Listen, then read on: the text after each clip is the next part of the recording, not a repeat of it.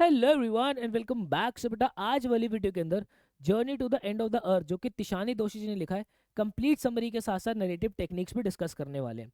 तो सबसे पहले अगर हमें धरती का पास्ट जानना हो, प्रेजेंट जानना हो और फ्यूचर जानना हो तो अंटार्कटिका एक बेस्ट प्लेस होता है। इस बात को जरा समझते हैं। जब हमने चंद्रयान भेजा था तो वो मून के साउथ पोल पे भेजा था, और हमारा जो अंटार्कटिका है, अभी मैं आपको मैप पे भी दिखाऊंगा, अंटार्कटिका भी धरती के साउथ की जगह पे। कहा यह जाता है कि जो साउथ पोल होता है वो उस प्लैनेट की ओरिजिन होती है। तो इसलिए जो है पास्ट प्रेजेंट और फ्यूचर जानने के लिए अंटार्कटिका एक बेस्ट प्लेस होता है। हालांकि काफ़ी सारी और भी स्टोरीज है गोंडवाना के बारे में हमें जानना है, जो कि आपको और ब्रॉड लेवल पे क्लैरिटी देगा कि पास्ट प्रेजेंट और फ्यूचर जानने के लिए अंटार्कटिका क्यों बेस्ट प्लेस है।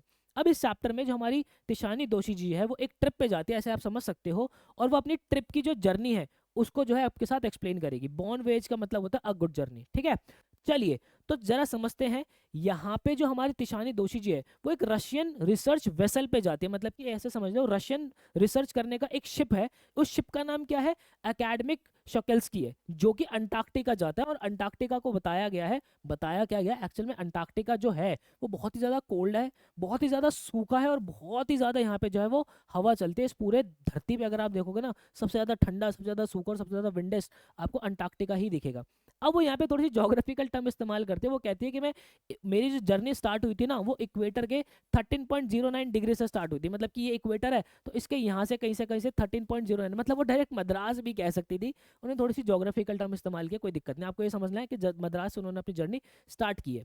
वो कहती है कि उन्होंने 9 टाइम जोन जो है वो क्रॉस किए, 6 चेक पॉइंट्स क्रॉस किए, और 3 वाटर बॉडीज जो है उन्होंने क्रॉस की। मतलब टाइम जोन, जैसे इंडिया का टाइम जोन अलग है, अमेरिका टाइम जोन अलग है ना, रशिया का टाइम जोन अलग है। तो ऐसे ऐसे 9 टाइम जोन उन्होंने जो है वो ज्वाइन क्रॉस किए, 6 चेक पॉइंट्स क्रॉस किए, और वाटर बॉडीज 3 जो है वो क्रॉस की।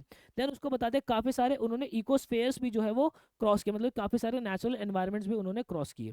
देन यहाँ पे अब उन्होंने बताते हैं कि जब वो अंटार्कटिका पहुंची तो लगभग 100 घंटे की जर्नी उनकी थी, जो कि जर्नी उन्होंने कुछ कार से की, कुछ प्लेन से की और कुछ शिप से की। वो कहते हैं कि जब वो अंटार्कटिका पहुंचती है और वो यहाँ पे ये देखते हैं कि बिल्कुल चारों तरफ वाइट लैंडस्केप है और unbroken blue horizon. Unbroken blue horizon क्या मतलब क्या हो गया? जहाँ पे धरती और आकाश एक पॉइंट पे आके मिलते हैं ना, आप दूर तक जब देखोगे तो धरती और आकाश एक पॉइंट पे आपको मिलते हुए दिखते हैं। वो होराइजन पॉइंट होता है। वो कहते हैं कि बहुत ही ज़्यादा रिलीफ जो है उन सब चीज़ को देखने को मिलता है। ठीक है, वो ये बताते हैं कि जो अंटार्कटिका है वो बहुत ही ह्यूज साइज का है, बहुत ही आइसोलेट है, मतलब बिल्कुल अकेला सा है एकदम।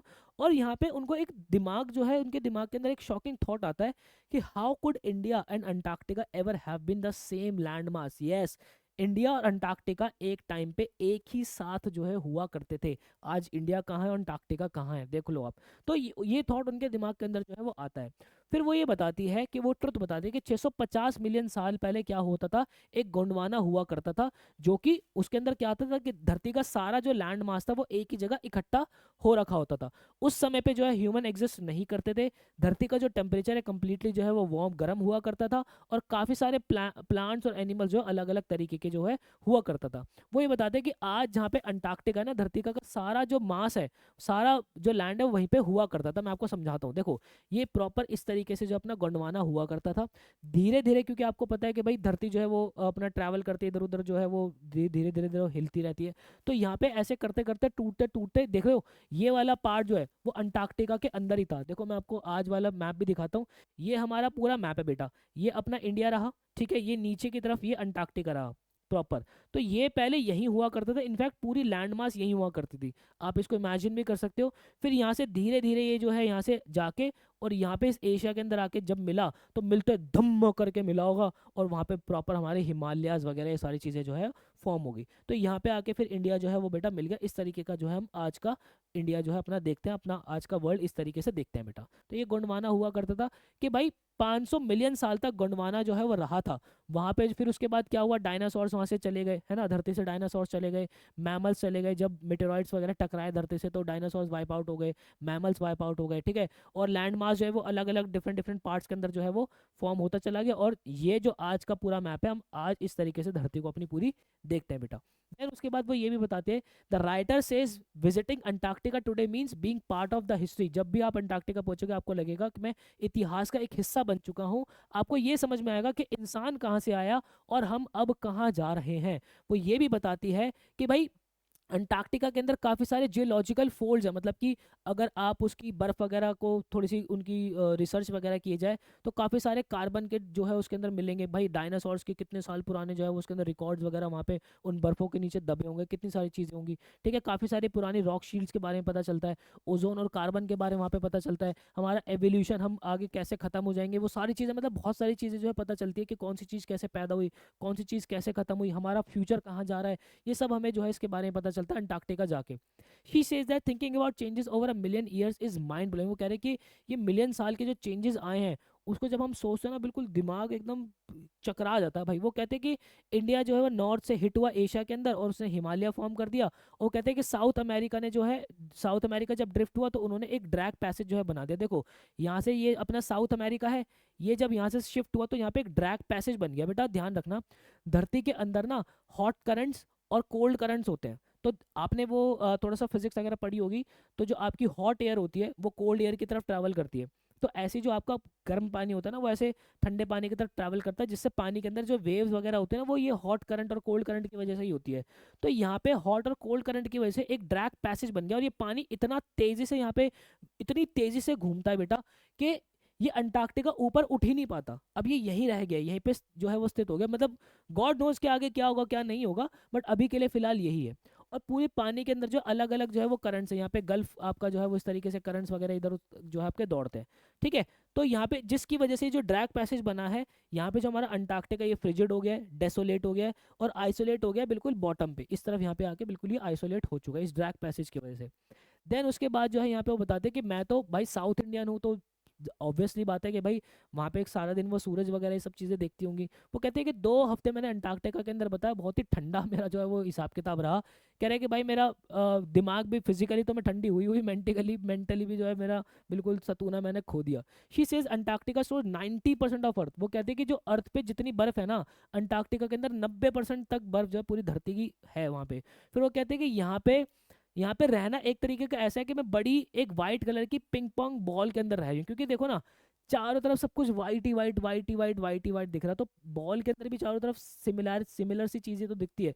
तो कहते हैं कि एक पिंग पोंग बॉल की तरह एक्सपीरियंस मेरा लग रहा है कि भाई सब कुछ खाली है, कोई जो है यहाँ पे ह्यूमंस नहीं है, कोई ट्रीज नहीं है, बिलबोर्ड नहीं है, कोई बिल्डिंग नहीं है। वो ये भी कहती है कि आप अपनी नॉर्मल सेंस ऑफ पर्सपेक्टिव जो है, नॉर्मल सेंस ऑफ टाइम जो है वो भी आप यहाँ पे आके खो देते हो। क्यों खो देते हो टाइम वगैरह? क्योंकि समर के टाइम पे ना यहाँ पे 24 घंटे क्या रहते हैं, सूरज निकला रहता है, और विंटर्स के टाइम पे यहाँ पे 24 घंटे जो है वो रात ही रहती है बेटा। ठीक है, वो यहाँ पे ये भी बताते हैं कि यहाँ पे छोटे छोटे कीट से लेके बड़ी बड़ी जो है वो वेल्स तक भी हैं। वो यहाँ पे ये भी बताते हैं कि जो आइसबर्ग्स है, मतलब कि जो चट्टाने हैं बर्फों की, ये एक बड़ी बड़ी कंट्रीज के साइज जितनी है, और आज तक की सबसे बड़ी जो चट्टान रिकॉर्ड की गई है वो एक कंट्री बेल्जियम जितनी बड़ी है। ठीक है, फिर वो बताते हैं कि यहाँ पे हर तरफ बिल्कुल साइलेंस ही है, और कभी कभी कोई एवलांच आ जाता है, कोई बर्फ का तूफान आ जाता है, या कोई आइस शीट मेल्ट होके गिरती है, तब जाके कोई जो है नॉइज आता है, अदरवाइज यहाँ पे बिल्कुल साइलेंस है। ठीक है, और यहाँ पे ये साइलेंस बहुत ही हॉली फील होती है, इंटेंस फील करती है, जिससे हम अर्थ की जो डीप हिस्ट्री को बहुत ज़्यादा जो है वो सोच पाते हैं उसके बारे में। वो ये भी कहते हैं कि she had a dark thought of humans future doesn't look good. यहाँ पे वो ये भी बताते हैं कि इंसान को जो फ्यूचर है ना वो ठीक नहीं है उतना ज़्यादा, क्योंकि इस कम समय के अंदर इतनी ज़्यादा तबाही हमने धरती के ऊपर मचा दी है। तो वही सारी चीज़ें वो यहाँ पे डिस्कस करें। अब ह्यूमन का इम्पैक्ट वो बता रही है कि ह्यूमन सिविलाइजेशन है ना वो लगभग 12,000 साल पुरानी ही है। मतलब कि अगर मैं जियोलॉजिकल टाइम स्केल के हिसाब से अगर हम देखें तो ये सिर्फ फ्यू सेकेंड्स ही है। मतलब आप देखो ना, 500 मिलियन साल तक तो गोंडवाना रहा है। ठीक है, और ह्यूमन तो 12,000 साल पुराने ही है खाली। वो कहते हैं इस कम समय के अंदर, इस शॉर्ट टाइम के अंदर ह्यूमन ने बड़ा इम्पैक्ट डाल दिया धरती पे, बहुत धरती डिस्टर्ब कर दी है, गांव बना दिए, टाउन बना दिए, सिटी बना दी, मेगा सिटीज बना दी। कहते हैं कि ह्यूमन की जो पॉपुलेशन बढ़ रही है उससे और ज़्यादा जो है प्रॉब्लम होती जा रही है, क्योंकि जो हमारे पास रिसोर्सेज है वो लिमिटेड है, और इन्हीं रिसोर्सेज को जो बाकी अदर स्पीसीज भी जो है वो यूज़ करती है, लेकिन हम उन्हें बेचारों को यूज़ करने देते ही नहीं। वो खत्म होते जा रहे हैं, हम फॉसिल फ्यूल जो है वो बुरी तरीके से जो है वो बर्न करते जा रहे हैं, जिसकी वजह से जो है कार्बन डाइऑक्साइड की जो लेयर है वो एक ब्लैंकेट जो है वो धरती के चारों तरफ हो चुकी है, जिसकी तरफ वजह से जो ग्लोबल एवरेज टेम्परेचर है धरती का वो बढ़ चुका है। आप खुद भी इमेजिन करो ना, पहले धरती का टेम्परेचर जो है वो कंपैरेटिवली 1 2 4 डिग्री थोड़ा कम ही रहा करता था, अब तो पता नहीं कहाँ ही पहुंच रहा है। मतलब कि ये लगा लो दिल्ली के अंदर तो वो हालात हो गए हैं कि भाई एयर कंडीशनर गर्मी के अंदर ना, रील्स भी काफ़ी आपने देखी होगी वायरल हो रहे हैं, एयर कंडीशनर तक फट जाते हैं अब तो इतनी ज़्यादा गर्मी जो है वो, इतना टेम्परेचर जो है वो धरती का बढ़ता जा रहा है, एवरेज टेम्परेचर नॉर्मली जो है बढ़ता जा रहा है धरती का। इसका मेन रीज़न है आपका ओजोन लेयर का डिप्लीट होना, और ओजोन लेयर डिप्लीट होते हैं कार्बन डाइऑक्साइड की वजह से। तो यहाँ पे वो कह रहे हैं कि जो क्लाइमेट चेंज है ना, वो बहुत ज़्यादा डिबेट का मुद्दा जो है वो रहता है। अब यहाँ पे जो है वो ये भी सोचती हैं, कुछ 3 4 क्वेश्चन उनके दिमाग के अंदर आते हैं कि क्या जो आइस शीट है अंटार्कटिका के अंदर, जितनी भी बर्फ हो, क्या वो कंप्लीटली मेल्ट हो जाएगी। ध्यान रखना बेटा, अंटार्कटिका के अंदर जो आइस है ना, वो बहुत सारी आइस है, इस बात को जरा थोड़ा ध्यान से समझना। इस एरिया के अंदर जितनी आइस है ना, धरती की 90% आइस है। जब एवरेज टेम्परेचर बढ़ेगा ना, ये आइस अगर मेल्ट होगी तो ये पानी का आएगा, समुद्र के अंदर आएगा। ये पानी अगर समुद्र के अंदर आ गया ना, तो ये सबको ले डूबेगा। ध्यान रखना, इतनी आइस है यहाँ पे इस एरिया के अंदर। तो इसलिए जो धरती पे जो हम तबाही मचा रहे हैं ना, वो ठीक नहीं है। तो उनके दिमाग के अंदर आ रहे हैं, क्या अंटार्कटिका की जो आइस शीट है वो कंप्लीटली मेल्ट हो जाएगी, क्या जो गल्फ स्ट्रीम है वो डिसरप्ट हो जाएगी। गल्फ स्ट्रीम का मतलब क्या हो गया, जो मैंने आपको बताया था ना, यहाँ पे proper hot currents cold currents आपके हैं, जिसकी वजह से धरती यहीं पे टिकी हुई है। अगर पानी बढ़ेगा तो ये डिस्टर्ब होंगे, और इसकी वजह से जो है वो पानी बहुत ज़्यादा जो है बढ़ जाएगा, और ये जो स्ट्रीम्स है, गल्फ स्ट्रीम्स हैं, ये सब डिस्टर्ब होंगी। क्या फिर वो क्या धरती का एंड होगा, ये सब जो है उनके दिमाग के अंदर आते हैं। फिर वो क्लियरली जवाब नहीं देती, वो बोलती है शायद हाँ और शायद नहीं। ठीक है, लेकिन वो ये कहती है कि अंटार्कटिका क्रूशियल इंपॉर्टेंट इसलिए है क्योंकि अंटार्कटिका ने कभी ह्यूमन पॉपुलेशन को एक्सेप्ट नहीं किया। कोई ह्यूमन वहाँ पे सर्वाइव नहीं कर पाता बेटा, वहाँ से सब लोग जो है वो चले जाते हैं। हालांकि हमारे रिसर्च वेसल्स वगैरह वहाँ पे बने हुए हैं, ठीक है, हमारे साइंटिस्ट वगैरह वहाँ पे काम करते हैं, लेकिन वो भी ऑन एंड ऑफ इस तरीके से जो है वो काम चलता है। ठीक है, वो बहुत ही प्रिस्टीन है, मतलब बहुत ही आइसोलेट सा है, बहुत ही न्यू है, वो बहुत ही फ्रेश है, क्योंकि ह्यूमन वहां तक उतना नहीं पहुंचा है।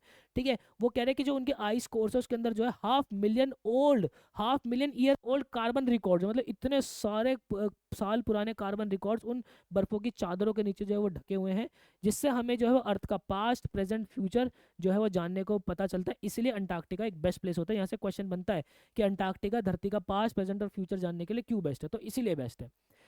देन उसके बाद वो ये कहते हैं कि जिस प्रोग्राम में रिसर्च के अंदर गई थी ना, तो वो जिस प्रोग्राम के अंदर गई थी उस प्रोग्राम का नाम था स्टूडेंट ऑन आइस। ठीक है, इसमें क्या होता था कि भाई स्टूडेंट्स को जो है, हाई स्कूल जो स्टूडेंट्स थे उनको धरती के एंड पे लेके जाया जाता था, मतलब कि उनको अंटार्कटिका लेके जाया जाता था, ताकि उनको इंस्पिरेशन मिले, और वो बड़े होके जब पॉलिसी मेकर्स बने तो वो एनवायरनमेंट के लिए कुछ अच्छा कर सके। ठीक है, उनका जो है बचपन के अंदर ही दिमाग जो है वो एनवायरनमेंट को एक रिस्पेक्टफुल नज़र से वो देखना सीखे, इसलिए उनको इस रिसर्च पे जो है वो लेके जाया जाता था। ठीक है, 6 साल से ये जो है वो चल रहा है, ये रिसर्च जो है वो 6 साल से चल रहा है, और इसको लीड कौन करते हैं, कैनेडियन जेफ ग्रीन जो ये हैं, ये इसको लीड करते हैं। ये पहले जो है सेलिब्रिटीज़ को लेके जाया करते थे, रिच रिटायर पीपल को लेके जाते थे, क्यूरियोसिटी सीकर्स को लेके जाते थे, लेकिन फिर उन्होंने उनको ले जाना बंद कर दिया। वो कहते हैं कि भाई मेरा जो मेन मोटिव है वो ये है कि जब तुम उस रिसर्च से वापस आओ तो बाकी लोगों को भी जागरूक करो नेचर के प्रति, ये इनका मानना था। लेकिन ये लोग उतना ज़्यादा गिव बैक नहीं करते थे, पे बैक उतना नहीं करते थे, तो इसलिए ये बच्चों को ले जाना शुरू किया कि जब ये बड़े होंगे, पॉलिसी मेकर्स बनेंगे, तब ये अच्छा डिसीजन जो है धरती के प्रति ज़रूर लेंगे। देन उसके बाद जो है यहाँ पे ये फ्यूचर जनरेशन को इंस्पायर करने के लिए लेके जाते थे, क्योंकि फ्यूचर पॉलिसी मेकर्स थे, वो चाहते थे कि बच्चे एब्जॉर्ब करें, लर्न करें, और मोस्ट इंपॉर्टेंटली बाद में उसके ऊपर अमल करें, एक्ट करें। ठीक है, देन उसके बाद जो है ये बताते हैं कि जो प्रोग्राम है वो इसलिए सक्सेस होता था, ये जो अंटार्कटिका वाला जो प्रोग्राम होता था स्टूडेंट्स ऑन आइस, क्योंकि सबको बहुत ही डीपली अफेक्ट करता था।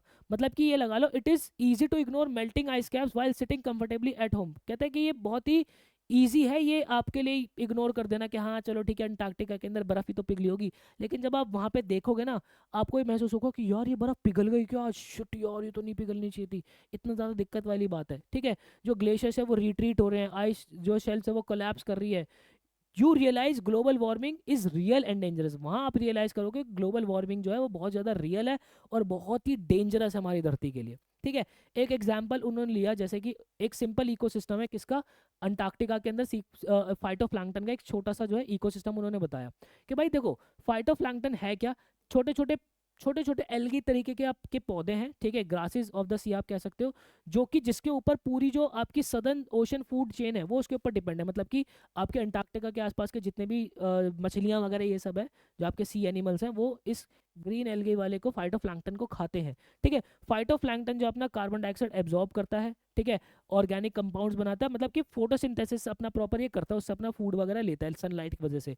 और इसको खाते हैं कौन? मरीन जो आपके ऑर्गेनिजम्स है वो इसको खाते हैं।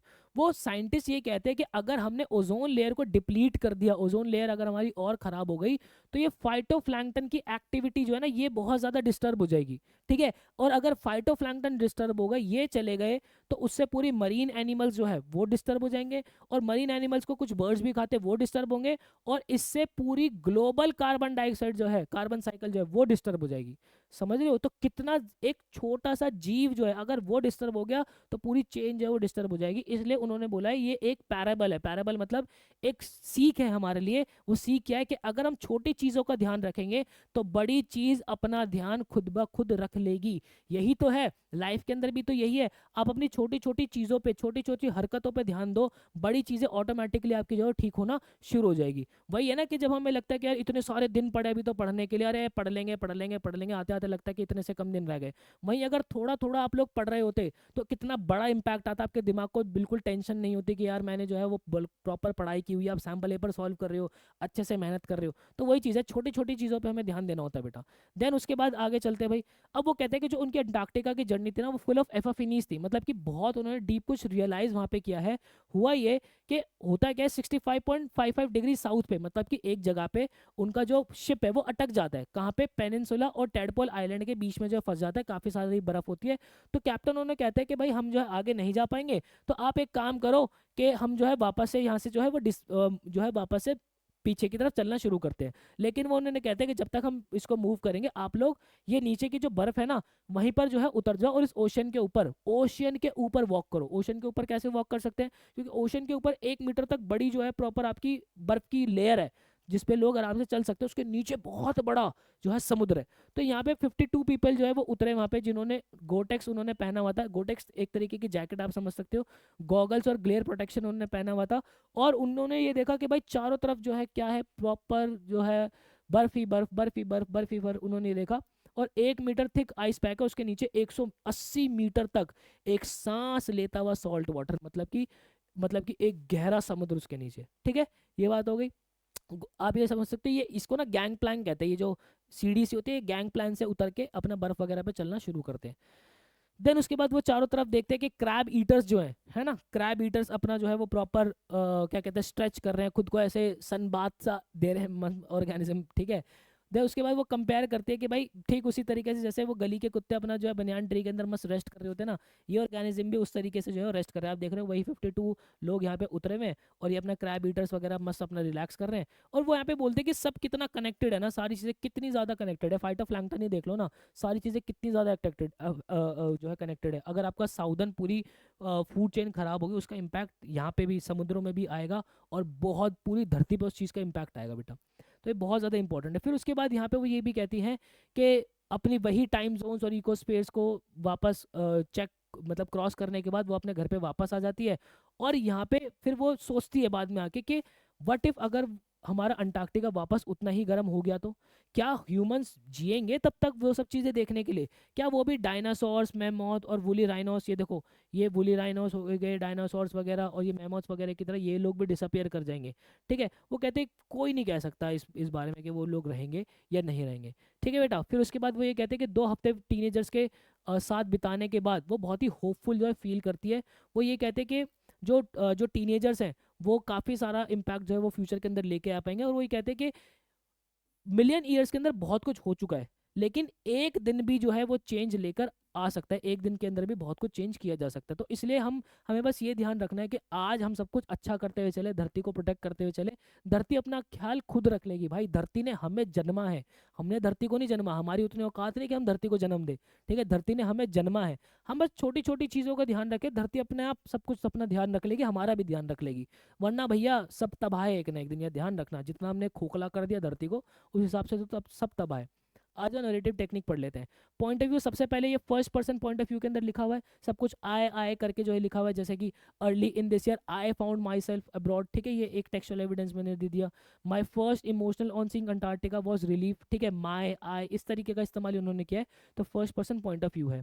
देन उसके बाद इनकी सेटिंग जो है वो प्रॉपर मेन सेटिंग जो है वो coldest continent, driest continent, windiest continent, 90% of earth, total ice volume, ये सब जो है लिखा हुआ है। मैंने इसके टेक्सचुअल एविडेंस भी दे दिए कि भाई the world geological history is trapped in Antarctica. देखो मैं आप लोगों को एक बात बताता हूँ, ये जो टेक्सचुअल एविडेंस है ना, आप चाहो तो इन रट लो बेटा, क्योंकि एकदम से एनसीईआरटी की लाइन आपके दिमाग में ना, मैं ये नहीं बोलूंगा कि पेपर के अंदर बिल्कुल ही लाइन एग्जैक्ट आप लिख कर आओ, बट काफ़ी हद तक आप मैच कर दोगे तो इम्पैक्ट थोड़ा सा अच्छा पड़ता है। तो इसलिए इनको अगर याद भी कर लोगे तो कोई दिक्कत नहीं है, ऐसी उतनी कुछ ज़्यादा हैवी चीज़ भी नहीं है ये, कि भाई वर्ल्ड की जो जोग्राफिकल हिस्ट्री है वो अंटार्कटिका के अंदर ट्रैप्ड है। It is like walking into a giant ping pong ball, ठीक है, जिस समय ये पता चलता है कि वहाँ पे साइलेंस है, आइसोलेशन है, एम्प्टीनेस है, ठीक है, टाइमलेसनेस है वहाँ पे बहुत ज़्यादा, तो ये हमें इसकी प्रॉपर सेटिंग के बारे में पता चल रहा है। देन मोटिवेशन, राइटर की मोटिवेशन ये थी कि वो अंडरस्टैंड करना चाहती थी अंटार्कटिका को और अर्थ का पास्ट और जो क्लाइमेट चेंज है इन सब चीज़ों को वो जानना चाहती थी। इसका टेक्सचुअल एविडेंस मैंने ये दे दिया, इसलिए वो जो है यही मोटिवेट करता उनको उस रिसर्च वेसल पे जाने के लिए। If you want to study and examine earth past present and future, Antarctica is the best place to go, ये टेक्सचुअल एविडेंस दे दिया। उसके बाद जेफ ग्रीन का मोटिवेशन क्या था, वो ये था कि वो यंग माइंड्स को जो है वो इन्फ्लुएंस करना चाहते थे, ताकि वो फ्यूचर जब लीडर्स बने तो रिस्पेक्ट धरती के प्रति, अपने प्लेनेट के प्रति वो रख सके। टेक्सचुअल एविडेंस आप ये देख सकते हो। He was tired of taking celebrities, he wanted to work with young students, ठीक है, वो सेलिब्रिटीज को ले जा के थक गए थे, अब वो यंग स्टूडेंट्स के साथ काम करना चाहते थे। देन उसके बाद सोर्सेज ऑफ कॉन्फ्लिक्ट क्या था भाई, सोर्सेज ऑफ कॉन्फ्लिक्ट था ह्यूमन वर्सेज नेचर कॉन्फ्लिक्ट आ रहा है, ठीक है, कि भाई ह्यूमन जो है धरती को डैमेज कर रहे हैं। टेक्सचुअल एविडेंस आप देख सकते हो कि burning fuels can create a blanket of carbon dioxide, कि जो हम बर्निंग फ्यूल्स जला रहे हैं कार्बन डाइऑक्साइड की लेयर जम रही है। Will the west Antarctica sheet ice sheet melt entirely, के जो वेस्ट अंटार्कटिका आइस शीट है वो कंप्लीटली मेल्ट हो जाएगी, तो ये ह्यूमन वर्सेज नेचर का कॉन्फ्लिक्ट है। उसके बाद इंटरनल कॉन्फ्लिक्ट भी है क्या, कि जो हमारे राइटर है उसको डर है कि फ्यूचर हमारा सब ठीक ठाक तो रहेगा या नहीं रहेगा। Writer wonders will human survive और डिसअपियर लाइक डायनासोर्स, राइटर चिंतित होती है कि भाई क्या ह्यूमन सर्वाइव करेंगे या डायनासोर की तरह वो भी निकल लेंगे, ठीक है। इसका textual evidence, will we be around to see it, क्या हम उसको देखने के लिए बचेंगे। This shows fear and uncertainty, जिससे हमें फियर और अनसर्टेनिटी पता चलती है। पेसिंग की अगर बात करूँ तो बेटा स्लो और फास्ट दोनों पेसिंग का यहाँ पे इस्तेमाल हो रखा है। जब उन्होंने जो ice, silence, seals, ocean ecosystem की बात की तो बहुत ही धैर्य रख के समझाया है, धरती को बहुत ही धैर्य रख के समझाया है, जो अंटार्कटिका को बहुत ही धैर्य रख के समझाया है।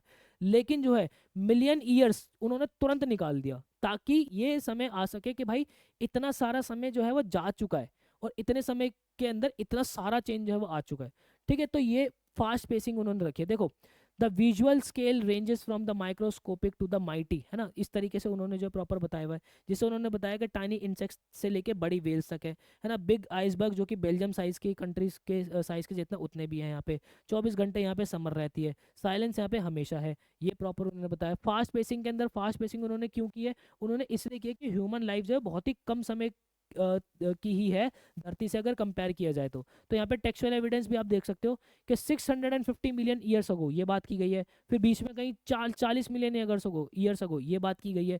तो उन्होंने बताया गया कि बड़ा जो समय है वो क्विकली बहुत जल्दी जो है वो निकल चुका है, ठीक है। तो ये एक बात हो गई। उसके बाद फोर शेडोइंग की अगर मैं बात करूँ तो अगर मैं हिंट की बात करूँ तो क्या था भाई, कि जो अर्ली क्लाइमेट वार्निंग्स है ना, क्लाइमेट चेंज वाली जो वार्निंग्स है वो स्टार्टिंग के अंदर दे रखे, क्या will the west Antarctic sheet complete melt entirely, कि भाई जो अंटार्कटिक शीट है क्या वो कंप्लीटली मेल्ट कर जाएगी। This hints at possible global disaster, जिससे हमें हिंट मिलती है कि बाद में जो है वो कुछ डिजास्टर जो है वो आ सकता है। गोंडवाना की स्टोरी हमें ये बताती है कि जो लैंड ड्रिफ्ट कर रही है, लैंड इधर उधर जो हो रही है और जो पास के अंदर बदलाव आए हैं, इससे हमें पता चल रहा है कि धरती जो है वो कॉन्स्टेंटली चेंज करती रहती है खुद को। This prepares reader to think that climate change is the real and powerful, जिससे रीडर को ये पता चलता है कि क्लाइमेट चेंज जो है वो बहुत ही रियल है और बहुत ही पावरफुल है, इसका इम्पैक्ट धरती पे बहुत ज़्यादा पड़ता है, ठीक है बेटा। तो ये था हमारा कंप्लीट पूरा चैप्टर। आपका स्टिल कोई डाउट होता है मुझसे यहाँ कनेक्ट हो सकते हो। चैप्टर के नोट्स आपके डिस्क्रिप्शन बॉक्स के अंदर आपको लोगों को मिल जाएंगे। जाते जाते एक हैशटैग देना चाहूँगा, दैट इज़ रियाज ही राज है। इतनी मेहनत आप लोग कर रहे हो ना बेटा, अभी ड्रीम कॉलेज में पहुँचोगे तो लोग पकड़ पकड़ के पूछेंगे आपसे कि भाई क्या राज है, तो उन्हें बोलना मेरी मेहनत मतलब कि मेरा रियाज ही राज है। Thank you so much guys, मिलते हैं नेक्स्ट वीडियो के अंदर। मुझे दीजिएगा इजाजत, till then bye bye and take care.